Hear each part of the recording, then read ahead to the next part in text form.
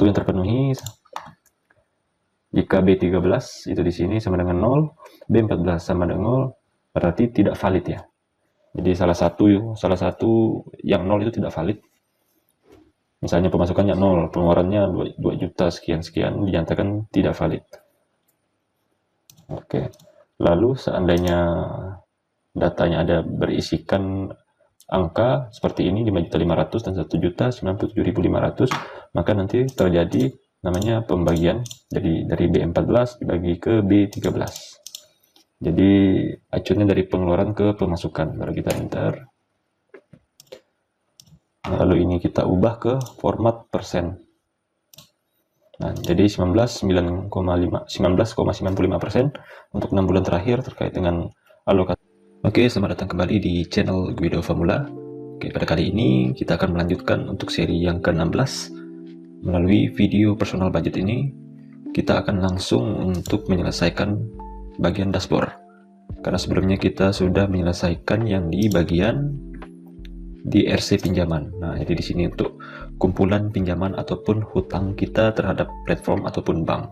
Sekarang kita fokus ke dashboard. Adapun nantinya dashboard tersebut akan menampilkan terkait dengan total pemasukan, pengeluaran, sisa kekayaan, update sisa dana, lalu ada total keluar masuk tergantung dari bulan yang kita inputkan di sini. Nanti di sini bakal menyesuaikan. Misalnya di sini kita ubah di bulan September, maka di sini teksnya juga bakal menampilkan September. Nah, gitu. Karena kebetulan di September 2025 belum ada contoh untuk input transaksi, jadi pemasukannya 0, pengeluaran 0, berarti alokasinya tidak valid karena 0, keterangan nihil. Dan juga nanti akan menampilkan segala total semua piutang. Jadi di sini piutang dan hutang serta pay letter itu tidak terkoneksi dengan sini ya, dengan September ataupun dengan filter dari analisis ini. Karena mengapa? Piutang, hutang, dan pay letter itu sifatnya itu kan long last ataupun untuk pembayaran serta pengajuannya itu kan tidak sama waktunya. Jadi khawatirnya takut ada ketimpangan. Makanya kalau ada kita bayar hutang itu masuknya di pengeluaran. Nah, nanti di pengeluaran itu kita bisa lihat kategorinya apa. Apakah itu bayar pinjaman ataupun bayar cicilan. Oleh sebab itu, piutang, hutang, dan pay letter ini kita pisahkan, jadi tidak terkoneksi dengan filter analisis tahun, bulan, ataupun rentang. Jadi yang untuk filter ini hanya akan memperlihatkan yang di bagian ini total keluar masuk, lalu di update sisa dana juga. Sebentar. Sepertinya update sisa dana itu tidak ngikut dia. Oh iya, update sisa dana ini dia tidak terikat dengan filter, tapi dia langsung keseluruhan. Oke, langsung saja kita mulai. Di sini masih kosong. Kita samakan untuk letak fontnya. Jadi di sini kita copy dulu untuk memisahkan headernya, pemasukan dan pengeluaran. Oke. Jadi di sini ini seperti shortcut ataupun hyperlink. Jadi misalnya kita klik di sini bakal langsung ke sheetnya TR keluar. Jadi kita bisa menginputkan hal yang baru ataupun transaksi baru di sini. Lalu kita kembali lagi ke dashboard. Nah, jadi semacam hyperlink.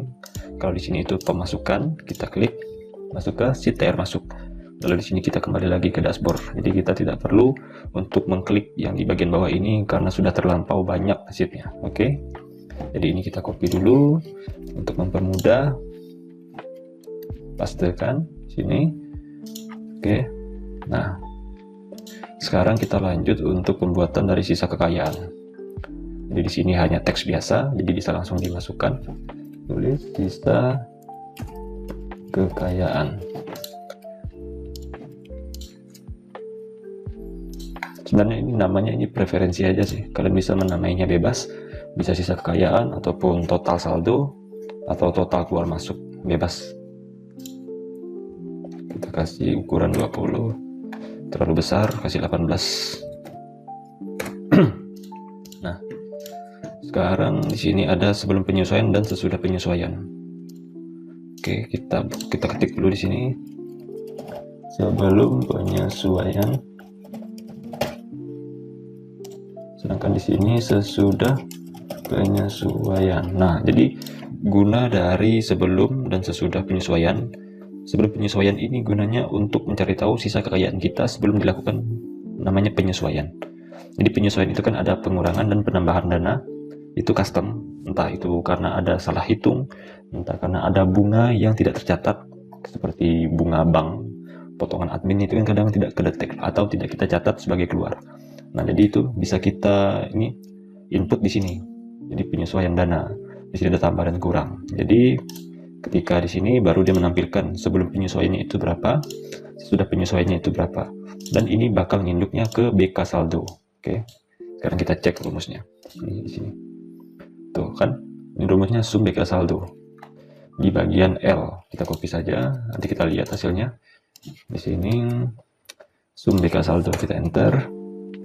Nah, sum BK saldo di bagian baris L4 sampai L1000 itu di mana? Kita lihat di sini.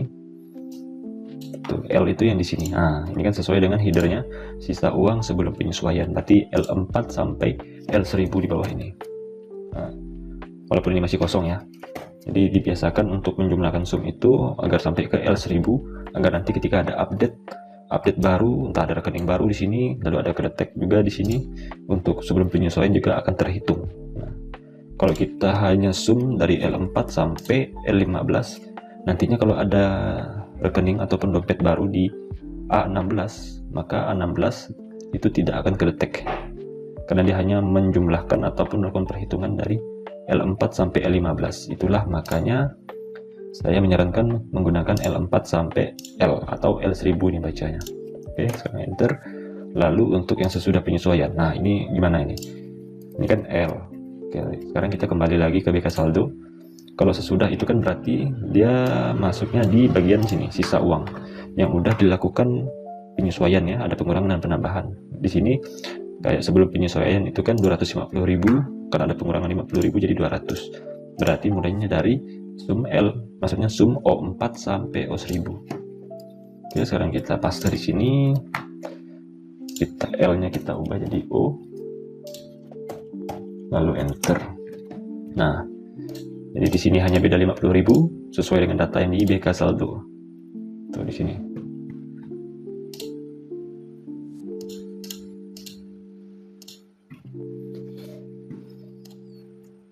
Sekarang kita cek benar atau tidak yang ini. 6.052.500. Sekarang yang di sini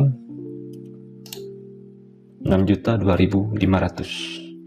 Oke, bedanya seperti itu, beda 2.500-nya ada di sini. Oke. Jadi selisihnya ada 50.000 ya. Oke, sekarang untuk selisih perhitungan itu hanya pengurangan biasa.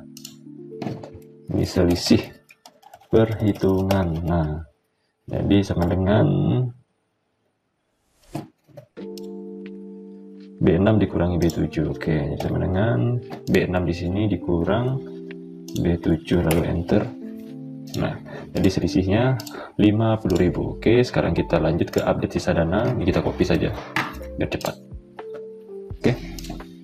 Sorry ya kalau ada ribut-ribut sedikit di sini. Kebetulan lagi ada angin kuat. Mungkin pertanda mau hujan. Ini kita hilangin dulu hyperlinknya, jadi kita normal dulu. Nanti sudah selesai semua baru kita masukin hyperlinknya. Sekarang update sisa dana. Update sisa dana itu kita ngambil dari setup kategori, kita indeks dulu. Jadi masih ingat ya rumusnya, indeks sama dengan indeks baru kita mengarah ke setup kategori. Nah, lalu kita ngambil nama-nama dompet yang sudah kita inputkan di sini di A2 sampai A. Jangan lupa jadikan absolut. Lalu enter. Oke, sudah tampil dengan sempurna. Lalu terkait dengan sisa dananya itu kita pakai indeks dan match ke BK saldo. Oke, berarti kita ngambilnya itu indeks yang bagian O-nya ya, header O, baris ke O, lalu untuk matching up-nya itu dengan yang di kolom A yang sesuai dengan D, D6. Sekarang kita tuliskan, jangan lupa menggunakan if dulu di awal, lalu kita ngarahkan ke D6. Jika D6 sama dengan kosong, jadikan kosong. Jika ada isinya, masukkan if error dulu, biasakan menggunakan if error, lalu masukin nilai true-nya, indeks, karena kita mau indeks ke BK saldo, berarti kita klik di BK saldo, lalu kita ambil yang bersih, berarti mulai dari O4. Oke, sampai O dan seterusnya, atau O1000. Lalu jangan lupa diabsolutkan, lalu titik koma, lalu masukin match. Match-nya kita masukin, balik ke dashboard.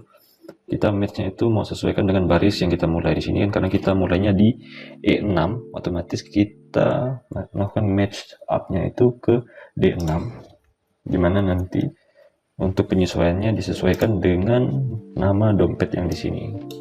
Berarti mulai dari A4 sampai A1000.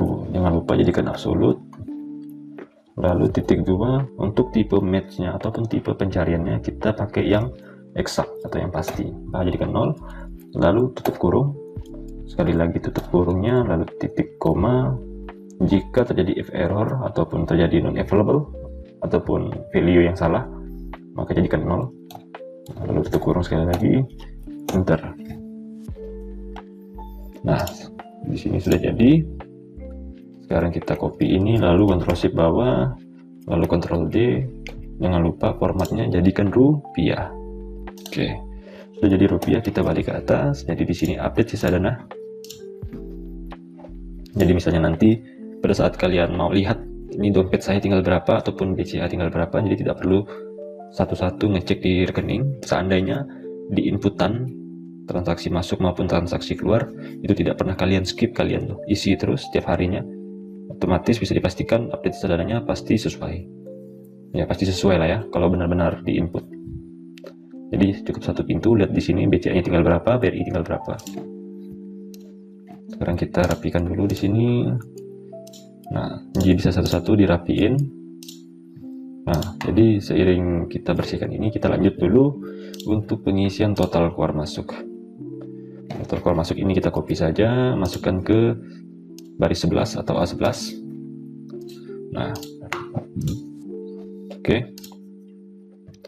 Sekarang di sini ada menggunakan if else. Oke, jadi di sini agak tricky. Nanti saya copy dulu, nanti saya jelaskan. Dan di copy-nya di sini. Oke. Jadi IFS ini adalah logika percabangan yang lebih dari satu. Jadi kita tidak perlu menggunakan if, jadi cukup IFS saja. Nah, di sini misalnya F1 ini, misalnya semua, berarti dia bakal menampilkan nilai keseluruhan. Kalau 12 bulan, nanti bakal tertulis 12 bulan terakhir. Begitu juga dengan 6 bulan, 90 hari. Jadi nanti teksnya itu akan mengikuti dari filter analisis ini. Misalnya nanti itu bulan April 2025, maka nanti akan tertulis datanya sesuai dengan bulan tersebut. Misalnya nanti April berarti April 2025. Kalau diubah ke 2026 berarti April 2026. Oke, sekarang kita enter, kita lihat hasilnya. Nah, di sini kan ntar kita merge dulu. Ini saya merge dulu, jadikan tengah biar lebih rapi. Oke, di sini kan tertulis 6 bulan terakhir, itu karena mengikuti dari F1 ini rentang. Ini kalau kita ubah jadi 90 hari, maka dia berubah juga jadi 90 hari terakhir. Oke, seandainya ini kita hapus, dia bakal standby ke pilih tahun, bulan, atau rentang. Oke, untuk bulannya saya coba pakai Maret. Tuh, belum ada perubahan karena dia menunggu untuk dari data B1 ini. Sekarang 2025, jadi berubah Maret 2025. Oke, sampai sini mungkin kalian sudah paham. Sekarang saya hapus lagi, jadi saya kembalikan ke rentang 6 bulan. Oke, karena 6 bulan itu nanti biar banyak datanya. Sekarang lanjut ke pemasukan, pengeluaran, dan keterangan. Oke, jadi ini saya copy saja untuk mempercepat waktu, maksudnya mempercepat video. Ini kita pastekan. Nah, jadi di sini sudah ada pemasukan, pengeluaran. Nah, di sini rumusnya kita langsung melakukan mirror dari RC masuk. Oke, RC masuk B4 itu di mana? Sekarang kita cek. Ini kita copy dulu. Sekarang kita mengarahkan ke RC masuk. RC masuk ke sel B4. Nah, RC masuk ini kan yang tempo lalu ataupun di video sebelumnya sudah saya bahas. Ini bakal ngindeksnya juga dari report pemasukan ini atau RC masuk.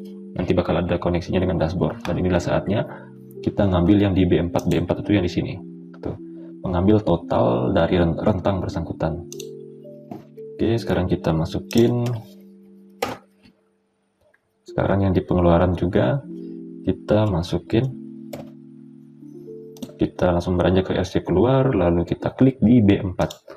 Jangan lupa diabsolutkan, lalu enter. Nah, lalu alokasi budget keluar ini kita menggunakan rumus. Nah, jadi di sini kita menggunakan if dan or maksudnya. Kita pastikan if. Jadi antara satu yang terpenuhi, jika B13 itu di sini sama dengan 0, B14 sama dengan 0, berarti tidak valid ya. Jadi salah satu yang 0 itu tidak valid. Misalnya pemasukannya 0, pengeluarannya 2 juta sekian dinyatakan tidak valid. Oke. Lalu seandainya datanya ada berisikan angka seperti ini 5.500.000 dan 1.097.500, maka nanti terjadi namanya pembagian. Jadi dari B14 dibagi ke B13. Jadi acuannya dari pengeluaran ke pemasukan. Baru kita enter. Lalu ini kita ubah ke format persen.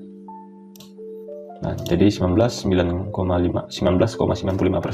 untuk 6 bulan terakhir terkait dengan alokasi budget keluar. Maksudnya tipikal belanja kita itu misalnya dipersenkan itu sekitar 19,95% dari pemasukan yang ada. Sekarang untuk keterangan ini juga menggunakan perkondisian if.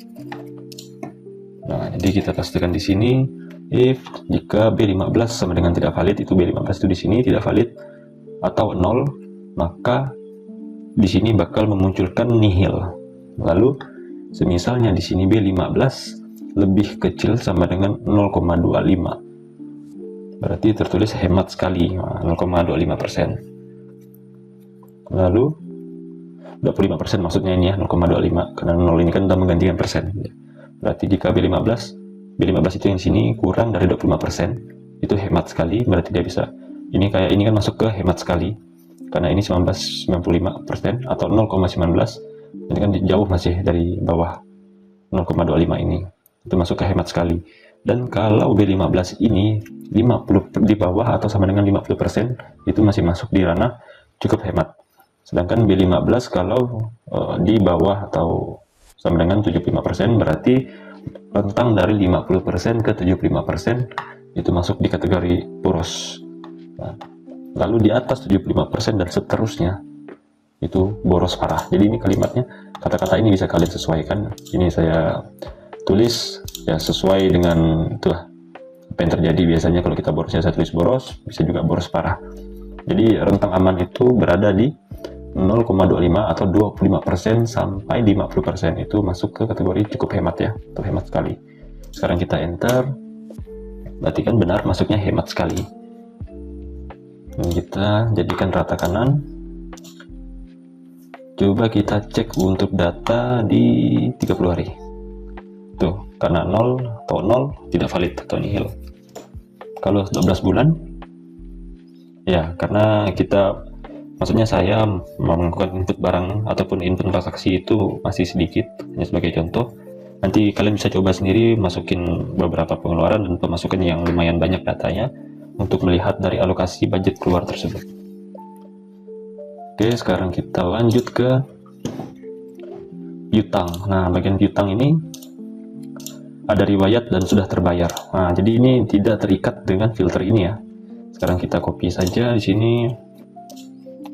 Langsung saja kita kopikan biar agak lebih cepat. Nanti saya jelaskan di sini. Ini kita hapus dulu hyperlinknya. Nanti bakal kita sesuaikan setelah semuanya sudah rampung. Oke, jadi riwayat piutang. Piutang ini kita memberikan hutang kepada relasi ataupun seseorang. Jadi di sini mengambilnya menggunakan sum. If sum BK piutang dari H3 BK piutang itu masuk di mana sheet BK piutang.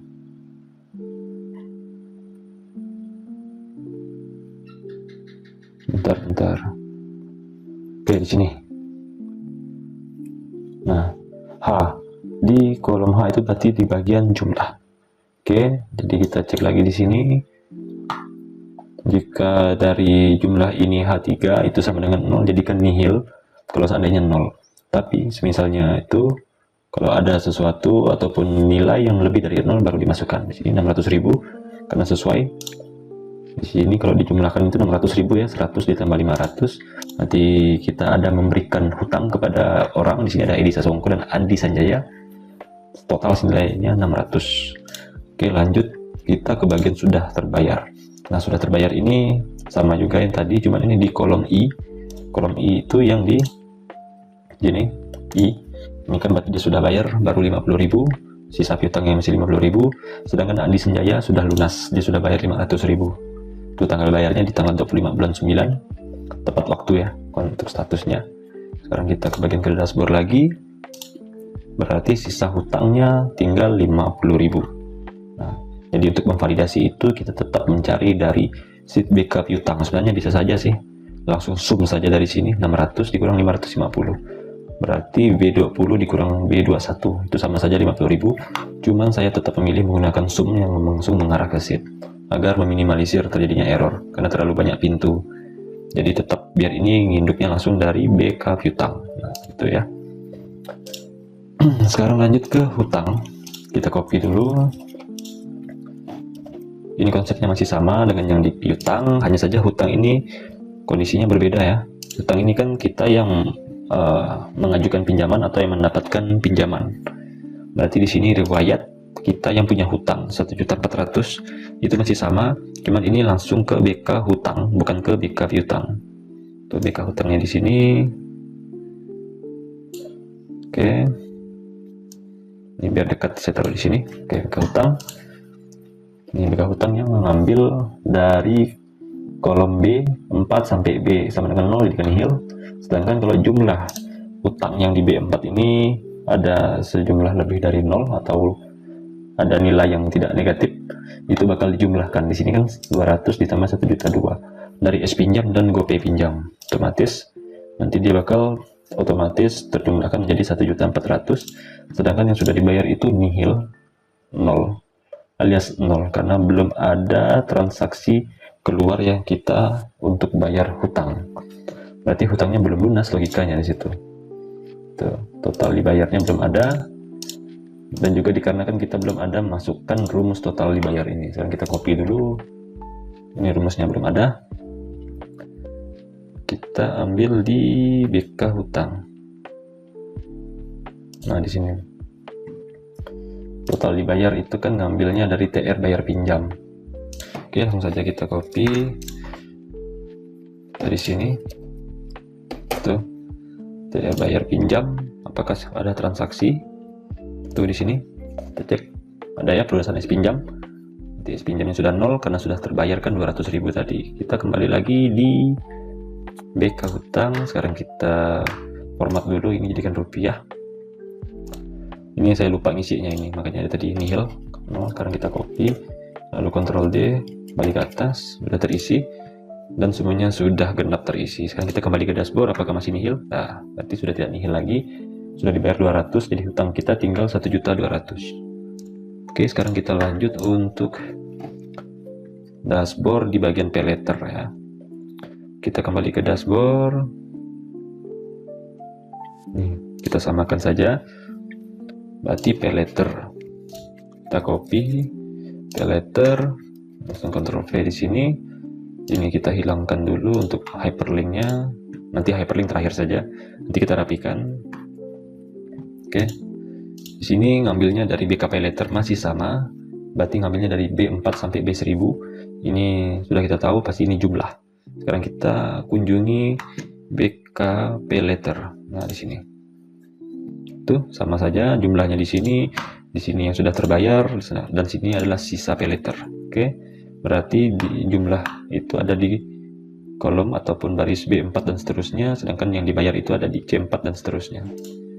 Sekarang kita lihat di sini betul ya, B4 sampai dengan B1000 sama dengan 0 jadikan nihil, tapi karena ada isinya maka dia menampilkan total jumlahnya, riwayatnya, dan sudah dibayar itu 50.000, ngambilnya dari C4 sampai C1000 di bagian BK pay letter tadi. Lalu sisanya tetap kita harus satu pintu ngambil dari BK pay letter. Sebenarnya bisa saja kita kurangi dari sini, misalnya sama dengan ini, saya kasih contoh. Ini kita copy dulu. Sekarang kita coba pakai pintu lain sama dengan, berarti kan dari B30 dikurang B31 sama saja 1400. Cuman untuk mengantisipasi kesalahan, karena kalau banyak pintu itu bisa salah, takut ada yang salah input, jadi kita tetap menginduknya dari BK pay letter. Jadi semuanya sumbernya dari BK Paylater tadi atau buku Paylater. Nah, jadi sudah satu pintu. Sekarang kita cek di rentangnya apakah ada perubahan. Nah, di sini keseluruhan, sedangkan piutang hutang Paylater tidak akan terpengaruh dengan filter ini. Sekarang ini kita jadikan, kita freeze ya. Jadi ketika kita scroll ke bawah, untuk baris 1 ini tetap beku ataupun sticky di bagiannya. Tuh, jadi kita bisa mengubah ini sesuai dengan yang kita butuhkan. Oke, jangan lupa support channel ini dengan like, komen, dan juga bagikan ke teman-teman kalian, siapa tahu mereka butuh. Oke, terima kasih. Sampai jumpa di video berikutnya.